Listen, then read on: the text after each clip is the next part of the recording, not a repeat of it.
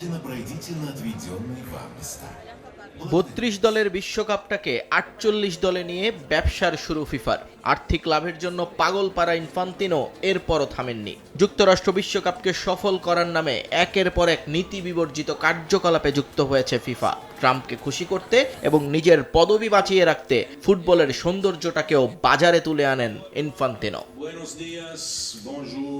তাই তো বিশ্বকাপ শেষ হতে না হতেই নিয়ে এসেছিলেন নতুন আরেক ব্যবসায়িক মডেল, আর্থিক লাভের নতুন গল্প। মাঠের খেলা দিয়ে কোটি মানুষের আবেগ ধরে রাখা ফিফা হাঁটতে শুরু করেছিল এক নতুন বাণিজ্যের পথে। কিন্তু টুর্নামেন্ট আয়োজনে আলাদা প্রতিষ্ঠান গড়ে তার শেয়ার বেচে দেয়া ব্যবসায়িক দৃষ্টিকোণ থেকে বড় চাল হলেও বিশ্ব ফুটবলের প্রধান সংস্থাটির এই চিন্তা শুরুতেই বড় ধরনের ধাক্কা খেল। বিশেষ করে আঞ্চলিক কনফেডারেশনগুলোর তীব্র ক্ষোভ আর বিশ্বজুড়ে সমালোচনার মুখে ব্যাকফুটে যেতে হয়েছে খোদ ফিফা সভাপতিকে।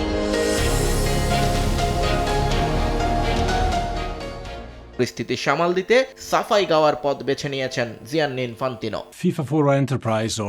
ফিফা ফরওয়ার্ড এন্টারপ্রাইজ মূলত একটি প্রস্তাব। এটি গণতান্ত্রিক আলোচনার অংশ, কোনো বাধ্যবাধকতা নয়। 211টি সদস্য দেশ ও ফিফা কাউন্সিল অনুমোদন দিলেই কেবল এটি বাস্তবায়ন করা হবে।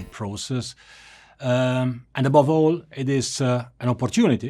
ইনফান্তিনোর দাবি, খেলা পরিচালনা আর খেলা থেকে ব্যবসা বের করে আনা দুটো ভিন্ন দক্ষতা। ফুটবল থেকে অর্জিত বাণিজ্যিক ফায়দার খুব কম অংশই নাকি পৌঁছায় মূল জায়গায়। তাই স্পন্সরশিপ, সম্প্রচার সত্ত্ব আর নতুন বাণিজ্যের মাধ্যমে ফিফার টুর্নামেন্টগুলো থেকে বাড়তি আয় বের করতেই এই কাঠামো। সভাপতি বোঝাতে চেয়েছেন, লাভের পুরো অর্থই শেষ পর্যন্ত ভাগ করে দেয়া হবে সদস্য রাষ্ট্রগুলোর মধ্যে।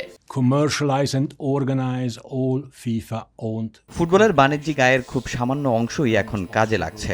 বাড়তি আয় নিশ্চিত করতে বিশেষ দক্ষতা দরকার। আমরা বিশ্বাস করি এই উদ্যোগ পুরো বিশ্বের ফুটবলের সম্ভাবনাকে উন্মোচন করবে। তাই এটাকে বাধ্যবাধকতা হিসেবে না দেখে একটা সুযোগ হিসেবে বিবেচনা করা উচিত।